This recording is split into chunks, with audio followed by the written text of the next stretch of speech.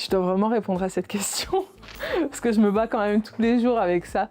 Dormir avec les cheveux mouillés, j'ai tellement de choses à dire là-dessus, franchement. Je sais que je vais me mettre quand même beaucoup de monde à dos, mais tant pis. Dormir les cheveux mouillés, moi j'imagine quoi? Un gros champignon qui vient se mettre là derrière ta tête, là dans ta nuque, à l'implantation de ton cheveu, et qui grouille et qui grouille et qui grouille. Sincèrement, c'est dégueulasse. Mais c'est réel en fait. Tu dors les cheveux mouillés, ça veut dire que tu viens poser ta tête contre ton coussin. Il suffit que tu ne bouges pas de la nuit, même si tu bouges dans la nuit, hein, mais il suffit que tu ne bouges pas de la nuit. Tu restes toujours collé, collé, collé.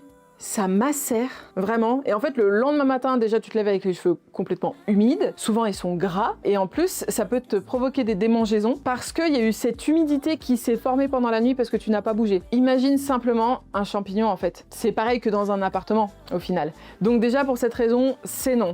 Ensuite, tu t'es fatigué à te faire un shampoing. Ce shampoing-là, du coup, si tu l'as mal rincé, s'il reste des résidus, tu viens l'enfermer et contre le coussin, ça vient frotter et ça vient te rendre les cheveux complètement gras. Donc, tu as lavé tes cheveux pour rien. Ensuite, avoir les cheveux mouillés contre une tête d'oreiller, souvent en coton, ça t'abîme encore plus les longueurs et les pointes que d'habitude. Bon, déjà, la tête d'oreiller en coton, c'est pas forcément ouf pour le cheveu, mais là, c'est encore pire. Tu viens te saccager totalement les longueurs et les pointes. Je pourrais t'en dire encore tellement comme ça, mais pour moi, l'histoire du champignon, c'est largement suffisant.